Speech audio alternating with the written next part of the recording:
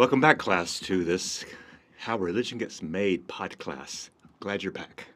Good to see you. Yeah. Or be seen. Yeah, thank you so much for being back and joining us. We have a very exciting class today about rituals. It's how faith actually becomes solid with us because we practice it in our body and not just with our heads. So welcome back to our class on how religion gets made. What is religion? A religion is a system of beliefs which acts to establish a powerful, pervasive, and long-lasting set of moods and motivations in us by formulating conceptions of a general order of existence and then clothing these conceptions with such an aura of factuality, which is where rituals come in, so that the moods and our motivations seem uniquely realistic and custom-made, tailor-made just for us. Exactly what we need. Yeah. So how do we know that our religion is the best one for us? I'm going to go out on a limb here. You got a saw? The rituals are what makes it real. Rituals are where and when the rubber of faith and belief meets the road of the now and the here. Now, some of us think of rituals as boring, but they are what makes us most human, and religious, and passionate about our beliefs. And rituals drive us every single day in everything we do. I mean, where would an athlete be without his or her practice or pregame ritual? Yeah. Like before they go to play, what do? Or a musician. Yeah. You know, repetitive exercises ground us. No, they root us. They affix us to our very core, to the beliefs that we profess to have. Yeah. So picture an athlete doing endless hours of repetitive motions and running or evading if you're in the football, all kinds of those things, just to practice those things. And it gets solid within them. It becomes second nature. Mm-hmm. Without these rituals, there'd probably be no religions at all. No athletes, no musicians. These rituals, they're so basic, yet we tend to forget their importance. That happens. So rituals, they recreate important events in the divine life. Yeah. Okay? Everything on earth is thought of to be a replica of something in the divine world. What do we call that? Religion? Yes. Well, I was going for that, and he took it. That divine world is the prototype. Yeah. Right? It's what sets us up for the realistic. Mm-hmm. So we rest on the certain days of the week. We make a big deal out of holidays. We celebrate holy meals. Rituals project participants out of that mundane day-to-day, right, watching your calendar, watching your clock, into divine time, God's time, right? Eternal time. It surpasses the human side of that. Yeah. Clocks are no good here. Calendars are no good whatsoever. Yeah. So think of like the Jewish faith without Passover. When after 9 miracles, the 10th one was needed, that is Passover, when God's angel of death passed over the Hebrew homes and visited instead the non-Hebrew homes. So rituals celebrate those lifesaver moments, right? What is to a Jew Passover could kind of be compared to Easter's resurrection for a Christian. Yeah. They're so central that to take them out would be like the people, the Jews or the Christians would lose their very identity, the very core of their identity. It's that essential to who they are and what they do. So, the ritual today, power, identity, and spirituality. Okay? Here we are, class 18. Rituals are very deeply rooted in us. They're part of our animal natures. They make us into the most social human beings that we are. That is, we humans are not born. We are made. We are achieved. We learn how to be human first by ritual action, by learning, by doing, through imitation of the activity of others. In short, we enact, we rehearse, we work, we play our way into those conditions which make us most human or civilized, like playing doctor when you're a kid or firefighter. To ritualize, we find a pathway through what would otherwise be life's uncharted territory. The world is a labyrinth. It's mysterious. It's sometimes a dark cave, but it has been mapped largely through ritual behavior. And when we do those rituals, we find ourselves on the map of our faith. So we know where we are and we know who we are. And sometimes we know whose we are. We know what time it is in our lives just by rituals. So animals ritualize everything, right? Mating, eating, sleeping, turning around so many times on the rug before they lay down, washing food, even their making aggression is learned through play rituals. Humans do this too. We do this even today. What rituals have we engaged in today? Because Mark, we're animals too, right? Yeah. I mean, we're mammals. Yeah. Do we do rituals? Yeah. So what rituals do I do every day? Yeah, what do you do? Well, I start off with quiet, reading something out of the Tao Te Ching or something like that. And this is before anybody gets up. And so I have a quiet house, no phone, nobody knows that I'm awake. And I just go through and have a quiet time of reading and reflecting and meditation. And if that doesn't happen, then life's not good. Another one is that I read some J.R.R. Tolkien at least 15, 20 minutes a day. And if that doesn't happen, I'm no good either. Okay? Yep. And then there's some of us, I will admit me, that I get up and one of my rituals is I go and turn on the coffee maker. I let the dogs out. And then, although this is not what I would want to do every morning, but it is a ritual of mine that sets my day up, is I grab my phone or my laptop and I look through emails. And I look through things from the day before, things from that morning. And I do have 2 kind of devotionals that I read that get emailed to me every night. Okay. So I read both of those in the mornings. If I didn't do that, the whole day's thrown off. Now, you had a raccoon. Did that raccoon have rituals? Oh, did he ever? His ritual was in the morning. He would know that it was time to get up because, raccoons are nocturnal. Yes. And this is something interesting to say about rituals, that they can be broken and changed too. Because his ritual was changed because of what mine was. And so he would get up, be fed, go to his outdoor cage, spend the day there, and then the evening he had to have a snack and then have his active time. And it was wild to watch. If he didn't get that, he wouldn't sleep well. He would just be off. Which would mean that you'd be off too. Which would mean that we're all off at that point. So yeah. Okay. So we all do rituals. Waving, hugging, kissing. Don't kiss me. I will not, I promise. But, whatever the ritual you do, it's going to establish or it renews a relationship between the doer and the receiver. I solemnly swear to tell the whole truth. I solemnly swear to tell the truth, the whole truth, and nothing but the truth. So help you who? So help me God. But that's a ritual, okay? And my hand's on a Bible, okay? So another one is like this. Ritual, there's power in it. There's demonstrations of obedience or collaboration or, support with other people. Yeah, absolutely.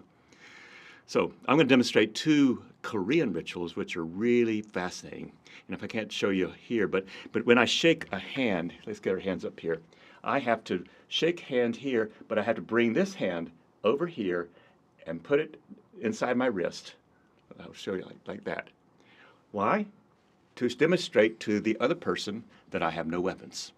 Oh. Yeah. And it is still today. If you shake a Korean's hand, you do it this way, they'll say, oh, you know Korea. Okay. Okay. The other one is if I hand something like a water bottle. Pretend this is a cup of tea. Okay.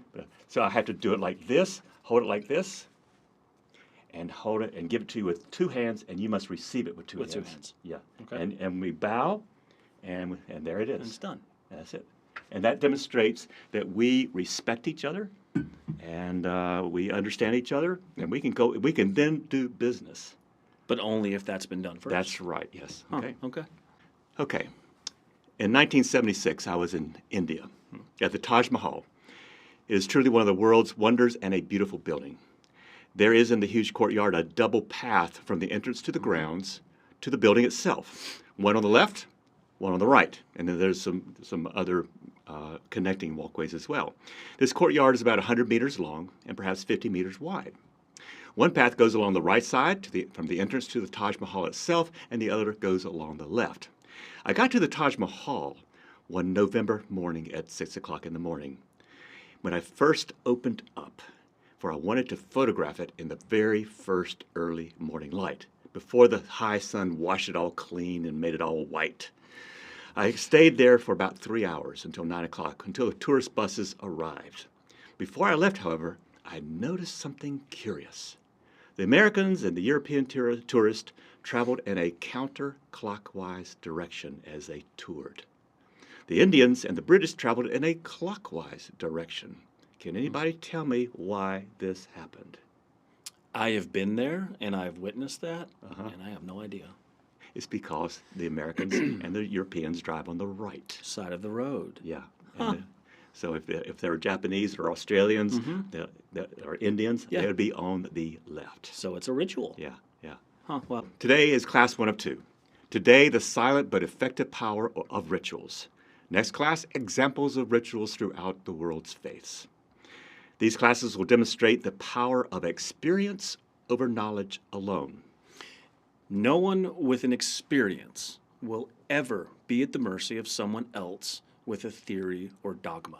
And that's how the rituals set us apart from people who think that belief is prior to experience. And there are many people who say you got to believe first. Belief has got to be pure belief. No, I think it's the other way around most of the time, that it's the experience. And when we do the ritual, that cements the faith more firmly inside our souls. What's a ritual for? Well, how do you get children to become adults? How would you know or demonstrate that you are an adult? Are you going to show me a license? A marriage license? Yeah, but that's not much action, is it? What have you done to prove to the world that you are no longer a child? Okay. Yeah. And for many of us, we don't do that. We can't do that. Oh, we pay taxes, or we have a paycheck. Yeah, or something we like have that. a mortgage. But have you done anything that separates you from your child? Yeah. Okay. Yeah, that's true. What do you or your community do Mm-hmm. when you are about to be born or become an adult or marry or when you die? What happens? Is it the same thing throughout the world? There's lots of commonality. Yep. And there's also a lot of differences. Okay, and these will be rituals. What actually makes you feel at one with your fellow fans of your sports teams or other people from your country? Pledge of Allegiance. Yep. Sing Hand over the- heart. Yes, or sing the national anthem. Or maybe what makes you feel at one with your religious group? I bet it's going to be a ritual. Most likely. Examples of rituals? Okay, you have some ideas? There's non-religious rituals, like your nation has some rituals, the draft at 18 for us, Yep. things The like ability that. to vote. Yes. I mean, even to the extent of the ability to buy tobacco and alcohol. Yeah, yeah. You know? Or a Sweet 16 party. Yep. Or as they do out at Biltmore, that 15th anniversary, the 15th birthday of the young girl. Uh-huh. Yeah, big to do. It happens every day. Yep. Do you have a favorite sports team? Do you dress in their colors? You have Do a chant. Do you have a chant, a favorite song? Do you decorate your car on game day? Hello, rituals. Okay. How about religious, Uh-huh. right? What worldwide rituals Yeah. does a religion have? Yeah. Well, lots of things. They'll almost always have water for what we call a baptism. It's true. Or cleansing. Yeah. And whether you're born or you're about to, or you die, you're still going to be baptized. Yeah, and cleansed and bathed in Yeah, that. yeah. Or for the Muslim faith, praying to Mecca. Yeah. Yeah. Yeah, no matter where you are in the world. Yeah, so these rituals connect us no matter where we are. They provide this community. Just think of a tailgate party at the Super Bowl or something like that. And you don't have to keep your guard up in these rituals. You understand that you are among kindred spirits, if not kindred themselves. Right. So what's a ritual anyway? Definitions. You go first. Well, I'm going to say, first of all, it's action, not speaking, but it's mostly nonverbal. It can be speaking at sometimes, like the Pledge of Allegiance or, a creed that you say at church or something like that. Yeah. Or number two, in a certain recipe order, right? Steps followed. And in community, You know, this is why we've had so much trouble creating community during the COVID time, That's right. Yeah. because we couldn't have the rituals. It has to be done in community in a recipe order. You know, A, then B, then C, then D. Okay, and then you're down to Z, and you feel better after that. Right. Third, that these rituals are something that are established by others, usually thousands of years ago. And we do them because, as I'll say several times, we weren't there at the founding of the faith. Our rituals are the next possible best thing that we can do. And number four, it provides an identity of meaning. Yeah. Right. So, like an example would be the Eucharist, the Lord's Supper, also known as communion. Yeah. Around the world today, or like we said earlier, praying 5 times toward Mecca Yeah. during the day, being in a sorority or fraternity. Yeah, you got the secret handshake? Yep. We got a secret phrase. Yeah. The Pledge of Allegiance, like we said, sports fight songs. Yeah. Yeah. You know, any number. Anytime we do these things, we don't maybe realize it at the time, but we are getting more solid into whatever we believe is true, whether Duke is number 1 or number 2, or our religion is the best. Yep. They're going to solidify that for us. Yeah. Rituals are human-making behaviors because we love as kids to mimic, and we socialize by mimicking. Yep.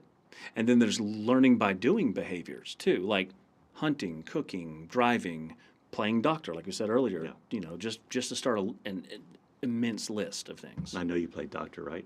all the time. Yes. Okay. All right. the time. Okay. So here's where, we're becoming more human when we do these. And to do that, we have to enact or rehearse or work or even play our way into these conditions which make us human or give us that group identity. We do it this way. They do it another way. Hashtag identity, religion, politics. Yep. The world to adulthood is a dark labyrinth. Oh, yeah. Right? Rituals map out this dark cave so you know which way to turn or not turn. Yeah.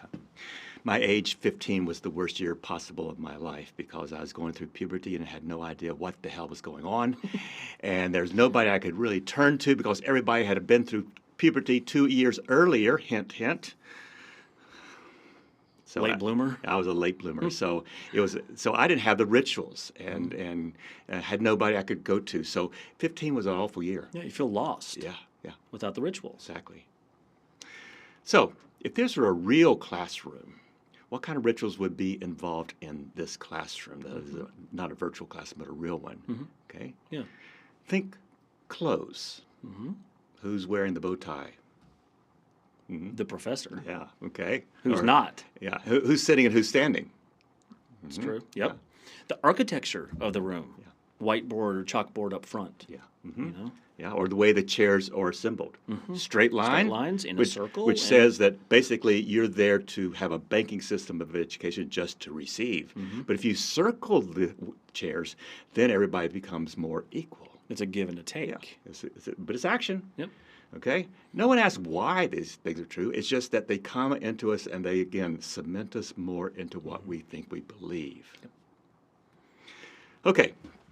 Rituals, you probably understand them easily if I talk about the hatching, the matching, and the dispatching rituals.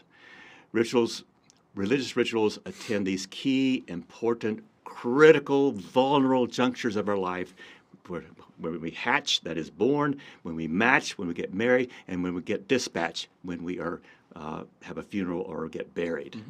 So that would be baptism or baby dedication, depending on what you believe. Yeah. In most faiths, your puberty is somehow celebrated, okay? Because you had a first birth back when you were, 1 day old or 1 hour old. Well, yeah. But you need a second birth to separate yourself from your childhood self. You feel? Like a bar mitzvah or a bat Yeah, mitzvah. yeah. You now become a member of the covenant. Literally is what bar mitzvah means. So you need that sociological birth as well as a biological birth. Or me growing up Episcopal Yes. was confirmation. That's right. Yeah. You do the rituals and learn and go to class until you're confirmed. Okay. And we've been married, right? Some of us more than once. We will not talk about that. And then the funerals. Okay. I'm sure you've been to the funerals. And who are the funerals for, folks? It's for the living. It's for the living, exactly. Yeah, I took the words right out of my mouth. It is so important that the living participate in these things. Why? Because death can be terrorful. And we need these rituals to kind of say, it's okay. Yeah. Kind of hold your hand. It's okay. Yep. Things will be all right. Ease that transition. Yeah. Yeah. So what other key events are ritualized? Like, why must these on this page be ritualized, do you think? Yeah. Think vulnerability. Yeah.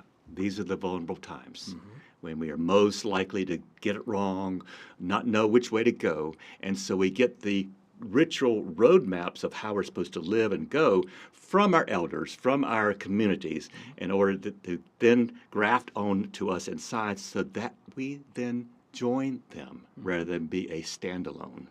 One who does no rituals, they are the standalones, and not in the good sense, okay? Not in the good sense at all. No. Because rituals are going to guide us through these vulnerable times and give us that really necessary assurance that we are doing life right. Based on the rituals and the beliefs. So rituals tell us how to live, how to marry, how to be born, how to be born again, Yeah, yeah. how to pass through life, how to die, and when to do all this stuff. Yeah, or when to die, too. Yeah, well, that too. Exactly. Yep. So what kind of life would you have without rituals? Who would you not be without your rituals? Think for a moment. Pause this podcast and just think who you'd be without all those rituals that you're doing. That'd be pretty uncomfortable. It could be. Yeah. Yeah. We get a lot of assurance that we don't even know about. Absolutely. So let's focus on puberty and rituals. That idea that I mentioned just a minute ago about being twice born. Once biological, once sociologically. Yep. First time you belong to the human race. Congratulations, you got born. Yep. But made it. But the second time is optional. You need to be born again into your community so you can then put away all that childish crap that you've been doing and separate yourself from that. Right. So that's like becoming an adult. Yeah. You know, it doesn't necessarily have to be within a church or within a sport or within, it's just... Well, that's how all the tribes and all the the Stone Age tribes from the on forward, that's how they got their young guys socialized by going through basically what were terror rituals. Right, right. And like the tower that they jump from. or getting circumcised when you're 13. No thanks. Okay, No, or thank you. or getting scarred or tattooed, and then you're given the passwords, you're taught how to hunt, you're taught how to do sex, you're taught how to do all these things, and you've put your childhood behind you through the rituals. Yeah. And once because you've done that ritual, said, okay, I've done this. I made it. I am no longer who I used to be. And other rituals bring more and more focused identity, right? A change of clothes, a change of place, a change of association, a change of consciousness. They all change your consciousness. That's what rituals are for, to change your frickin' consciousness from being a kid doing kid-like crap to being an adult, responsible member of your community. But here's the thought, if you're critically thinking, Okay. then you get to look at your rituals and figure out which ones really matter and which ones don't. That's right. Which ones am I just going through the motions of? Right. Yeah. And which ones actually mean something to me. Wow. Don't try this at home. Some examples of rituals would be religious initiation, like membership. The military, we'll talk about that. That's crazy. Voting. Christians being born again, as you mentioned. The Jews bar mitzvah or the bat mitzvah. Other tribes, other places will have spirit quest for maturing young people. Or walkabouts Yes. sometimes. Yeah. And let's talk about a fraternity or sorority. We mentioned that earlier. A lot of people think when you hear initiation, you think of, oh, well, he went through pledge season and all this. Well, pledge season is a bunch of rituals that lead you to be initiated to wear those letters, to be part of that club. You prove yourself worthy of that new group through the rituals. So, okay, guys only this time, okay? This is just for the guys. Women, you can turn the volume down. Guys will have circumcision maybe at age 13, 14, and in their circumcision, they cannot show any pain or flinching whatsoever. They're designed, all these rituals are designed to scare the immature kid out of you. Yeah. They're terror rituals. Yep. And they want to separate you from your mom. The mom knows what's coming down. Mm-hmm. The mom knows, and all the elders, the men elders, will come to your hut, and they'll kidnap you, and you cry out to mom, "Save me, save me, save me!" But she knows what's going on, so she lets you go. And these guys take you out for this week or a month long of terror rituals, during which you stop being a little snotty-nosed kid into a real responsible adult. And when you come back, you are so different. Mm-hmm. And the goal of that is to disengage that kid and to take on these adult roles. So the ideal from St. Paul is when I was a child, I did childish things. Mm-hmm. But when I became older, I put away childish things. Yeah, okay. And when I did this in my class at Mars Hill University, I'd always ask the women, I said, "Guys, keep your mouths shut." I would ask them, have the men on this campus done any of these kind of consciousness-changing rituals yet? And to a woman, they would always say, "Hell no. Guys need to grow up." Okay? It's true. Yeah. So until we guys have done something that demonstrates we're no longer, just chasing after tail or parties or whatever it is, cars, then we're going to be at a disadvantage. Mm-hmm. Okay. This picture is of a guy at the top. He's actually getting circumcised as this picture was snapped. And if he flinches or shows any pain, it's over. It doesn't matter. Yeah. Look at the guy's face behind him. Yeah. I mean... Yeah. And these guys are probably remembering their ritual. What happened to them. Yeah. And so they're having the ritual in secondary fashion. Mm-hmm. Okay. Then the bottom left, you got this guy all painted up ritually. You got some more circumcision in the center, which looks like Egypt. Mm-hmm. And then the thing through his mouth on the bottom right. That guy looks like he's 10 years old. Yeah. Maybe. Yeah. So here's a video. It's going to be a little bit bloody, class, so watch with care, and we'll see you on the other side. But it's called The Power of Tattoos and Scarring.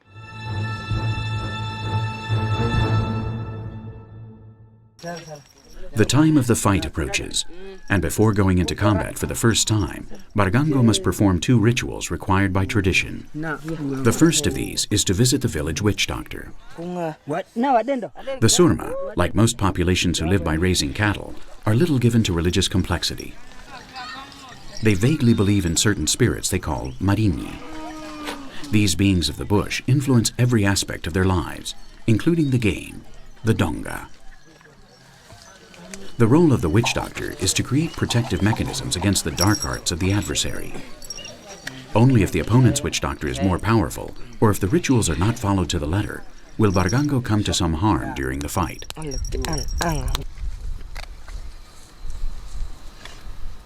The second rite is scarification. Scarification is a sign of identity, a decoration and protection against evil spirits.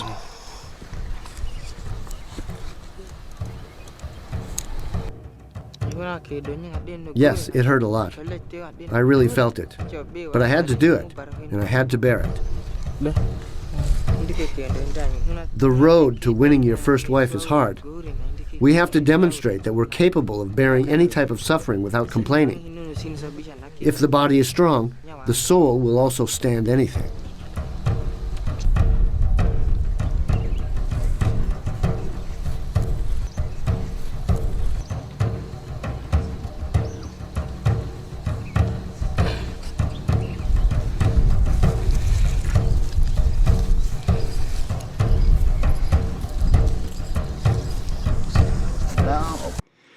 Okay, we talked about the guys. Now, what about the women?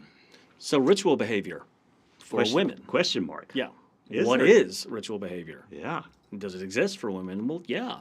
Such as taking on new clothes to wear. Okay. That might do that. Okay. As you become a woman, you put away these childish clothes. Right. Maybe a different hairstyle. Yeah. You're allowed to wear your hair differently. Or maybe jewelry or something like that. Yeah. And then different expectations in your life. Yeah. I guess your mom is going to sit you down and talk about those new things. Yeah. And little girl, this is what you do now. And then when you have your first period, then it all comes rushing down to you and said, oh, Now it's time. this is it. I gotta put away the little girl for a while.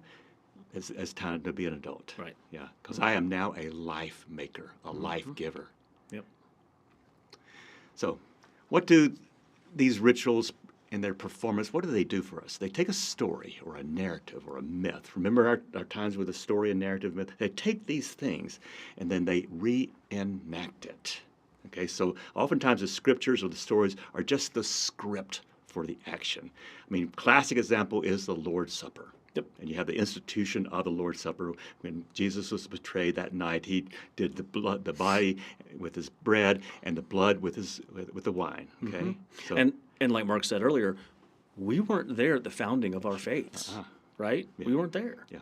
So how do I get most in touch with my faith's founder? Exactly. Right. That's, Or the founding data of my faith. that's right. That's all you can do. Yeah.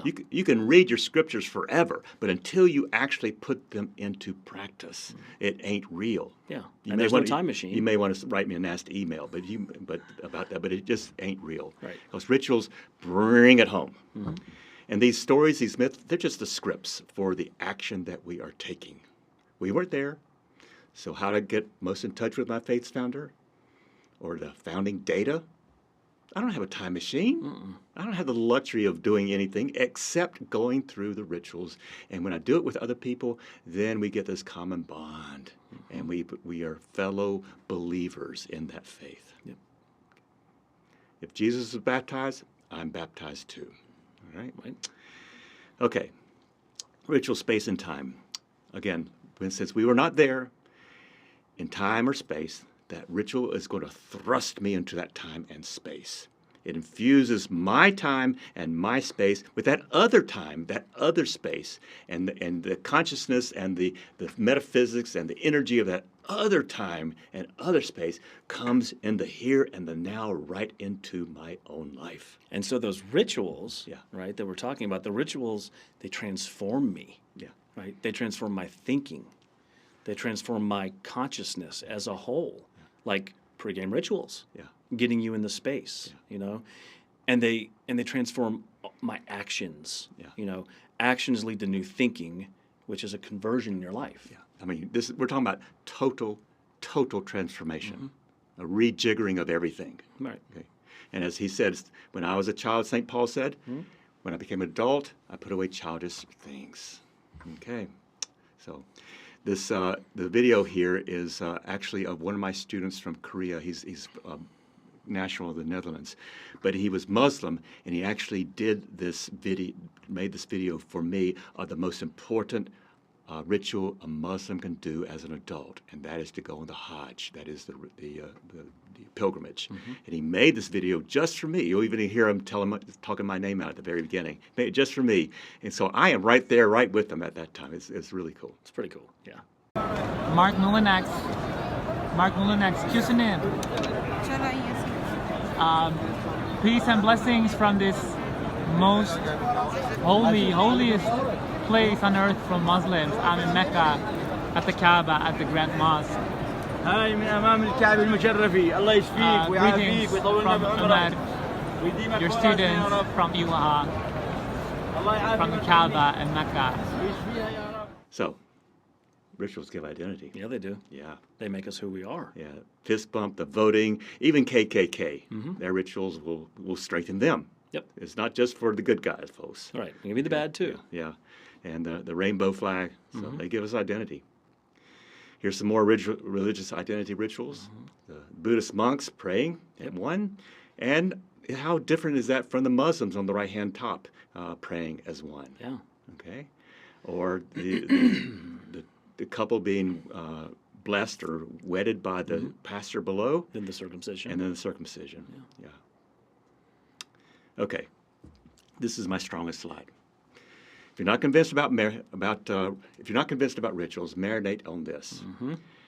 The military knows this power, and it uses rituals so well to bring home the values of the nation or that Marine or Army or Navy mind consciousness, because when they get you into basic training, what do they first do to you?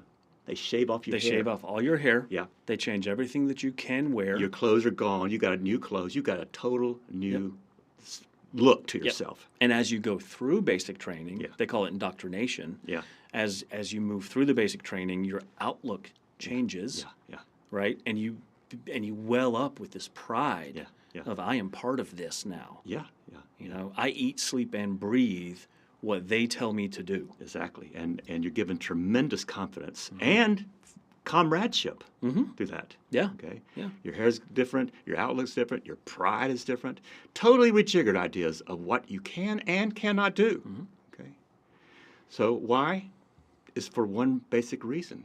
Because an Army person or a Navy person or a military person has to be able to kill for their country, which is really hard. And die for their country. And if your country says kill or die, you've got to be ritually ready to do that, because you've done that in practice hundreds of times in basic training. Okay, you've done that ritual to give you that confidence that what they're telling you is true. Okay? No questions. Is religion or politics any different from the military? Leader says blank, Followers do blank. So if they say do this, followers say yes. Yeah. Why? To get the power, the identity, and to show that you are part of the plan, that you're not some outlier. You're totally within this community. And even to the effect of the leader says jump, the followers say how high. That's right, yeah. You know? Okay. When I was in Seoul in 2012, I went to this mass rally of 85,000 people in this stadium. And this is a blurry, my very first video on YouTube. But it was very blurry, but it shows the power of ritual when you see these people all dressed the same, all acting the same, all doing the wave the same. It's tremendously uplifting. And as I left that stadium with these people all around me, they were just bubbling with excitement and joy at being part of this ritual. So look at this. It's about a minute long.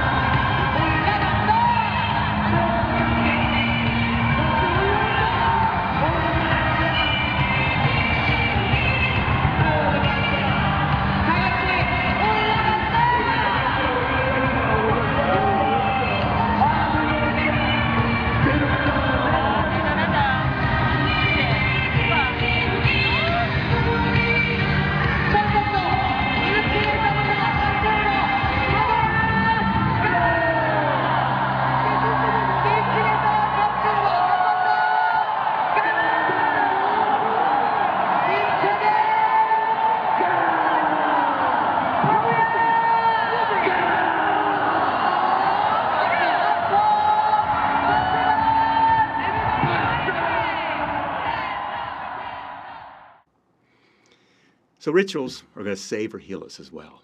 Yep. So without ritual, Yeah. we're out of balance. We go off the rails. Yes, You know, right. we don't know how to turn, what to do next. Yeah. Like me at 15. Right. Personally, we err, we sin, we miss the mark, we do something that we're easily led to do things that we really shouldn't do. Right. And then cosmically, especially way back, Yeah. the seasons don't march forward. The rains don't come to the fields Yeah. because the rituals are not being done. Yeah, in ancient China, you had to do the right rituals at the right seasons, so the seasons would then pass into each other. And you may have heard about if you don't do the rain dance right, or in a good spirit, then the rains won't come. Yeah. So you have to do it right. And then you have famine. Yeah. Because you didn't do the ritual. So these rituals are going to reconnect us with others. They're going to restore our symmetry. That is our sense of being whole and not a sinner or deficient in any way. That symmetry. Yep. And rituals restory and they restore. Yeah. Right? So you're not meant for that. Right? This is what you're meant for. Yeah. This is what you're supposed to do. They bring us back to square one. Yeah. Like what matters. Yeah. So the rain dance of some American Indian group is no different from a pilgrimage of the Hindu to the Ganges River, or the ritual recitation of the Christian's Lord's Prayer, imploring God's realm to come on earth as it is in heaven. The sacrament of the Holy Eucharist is therefore functionally no different from taking peyote in a Mexican native religion. Yeah. Suck on that. Right. Because they both are going to give you balance, symmetry, mutuality. Different rituals, same outcome. Yep. Rituals are going to tame us too. We re-participate in the divine life. And we can make the divine life more human inside of us, from our creation and our procreation. The idea of that, we can participate in creation and procreation. In the Jewish idea, they have the tikkun olam idea. That is, we act in order to pair up again, repair the world. Yep. They take the terror part of being alive, right, and they render it more human and less terrorful. Yeah. Right? Like a funeral can do. Yeah. You go to a funeral and you're thinking about the meaning of life or your life or their life, and then you see this beautiful happening that goes on for the person, and you feel better about it. Yeah. So, and in our puberty, which we don't do much in our country, these rituals that separate us from our childhood, we don't do that much, and it shows. My goodness, it shows. But what would happen if all American kids, especially the guys, had to undergo a certain kind of ritual to demonstrate both to themselves first and then to others that they were no longer some snotty-nosed kid? Right. So the takeaway here, once you're in the story, remember stories and narratives? Doing the ritual is nothing.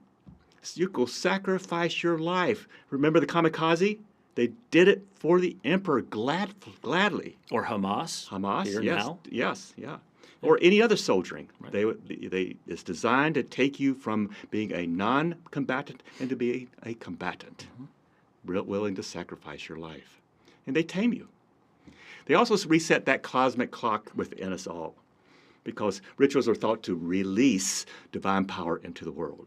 Right. And human beings we're to use that power. Yeah. Right. We're to take that power and use it in our own lives.